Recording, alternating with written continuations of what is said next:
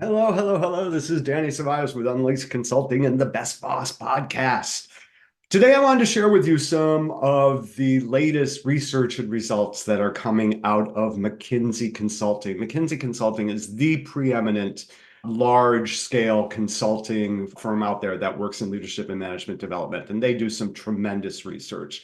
A lot of the work that we do with the Best Boss Bootcamp and the Best Boss Academy here at Unleashed Consulting is based around the research and the latest insights that we have around what makes managers and leaders tick and what they need. So I wanted to share with you some of the latest that's gone on from McKinsey. So first of all, now is the time for you, for me, for all of us to start rethinking the role of the middle manager. Companies need to uplift their much maligned middle managers, not merely a midpoint to the top. They are the true center of the organization. In fact, at Unleashed Consulting, we like to say, Newsflash. You think your executive leaders are leading your organization? They're not. They are leading in this, you are leading in the strategy and the development of that strategy, and then eventually the execution on that strategy to meet your overarching goals. But who is it that is actually the meat of the work that's getting done? Who is leading the people? Who are the centers of influence and communication in your organization? They are your middle managers. Most leadership goes down, it drifts down from the top. But when we're talking about how work gets done, the culture of an organization, the work ethic, the sense of autonomy and responsibility and accountability, all of that comes from the middle. It's your middle managers. So to work with them is where you want to put your resources and your energy to really start developing the competence and the confidence of the work that your company is doing and the organization you're doing. So middle managers, the research really corroborates this, is that they're stuck in the middle. That's why we call them middle managers. Sandwiched between the C-suite and the front line, middle managers are critical yet neglected.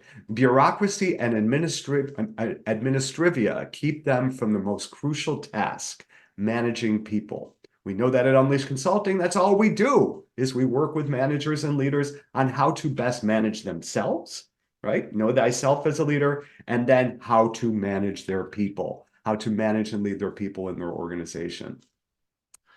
Oftentimes middle managers are really in a bad fit, and they're in a bad fit because if you've been following me, you know that I'm very optimistic about the future of work in this country and the world, because we are redefining what work looks like based on the pandemic, based on a lot of insight that we're getting from the newer generation around how work can be accomplished in a way that it's a win-win. But outmoded hierarchies don't help that. High performers advance to people management even when they are ill-suited to do it, while successful people leaders assume senior roles that disconnect them from their teams. So here are five outmoded assumptions that negatively affect middle managers. Number one, employees advance only by being promoted out of their current roles. Number two, people who stay in middle management for a long time must be bad at their jobs. Number three, the more senior the role, the more person in it should be paid and rewarded. Number four, outstanding individual contributors should be rewarded with people management roles. Where did that come from? And number five, the importance of people's jobs is measured by how many people they manage. All of these are really coming from my generation, quite frankly, and probably from your generation as being a manager or a leader, whether you're baby boomers or even all the way into Gen Z. Those styles, those ways of doing things in organizations have really stuck with us. I mean, it started in kind of the greatest generation right after World War II, where we started thinking about work, but it really has not let go until recently. And so these five bad fits that I just outlined, again, one is that employees that are advancing only because they are good at what they do right now, or, we seem to think that people who are stuck in middle management are bad at their jobs, or the more senior the role is, the more that person should be paid and rewarded, or that Outstanding individual contributors should be rewarded with people management roles. Or lastly, the importance of people's jobs is measured by how many people they manage. All of these are outmoded and not super helpful for really getting the best from your people managers, from your middle and senior managers.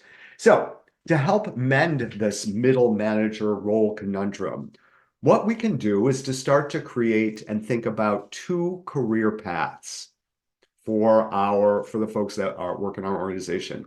One is rewarding strong individual contributors, and the other is rewarding great people managers.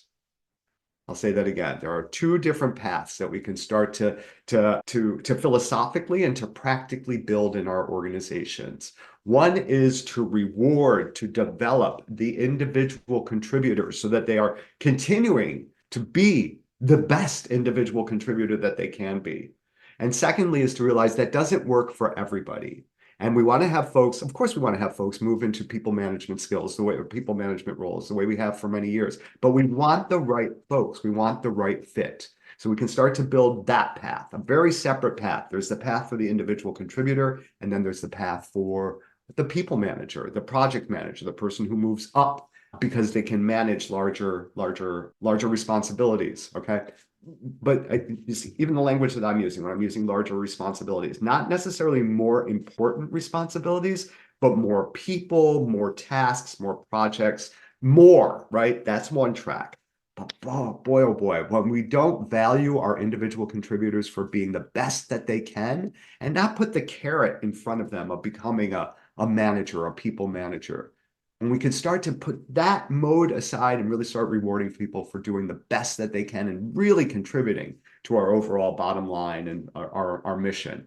Then we really start to have a more advanced way of thinking about how we can bring our folks through into leadership and into leadership roles, whether as an individual contributor and leading by example, right? Or leading by, productivity measures, or we can bring people through the idea of becoming people managers and working with people to bring out the best in themselves, managing those individual contributors.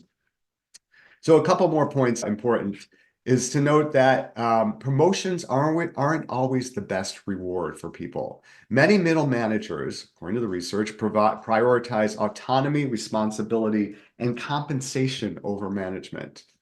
In fact, from the respondents that McKinsey polled, asking them ways in which middle managers would most prefer to be rewarded by their work, this is what they said. And again, McKinsey, they do their stuff. I'm sure they have a ginormous sample number when they did this. So 30% said that they prefer increased autonomy. 30% also said that they want increased responsibility. 30% said bonuses. And about 30% said that they wanted raises.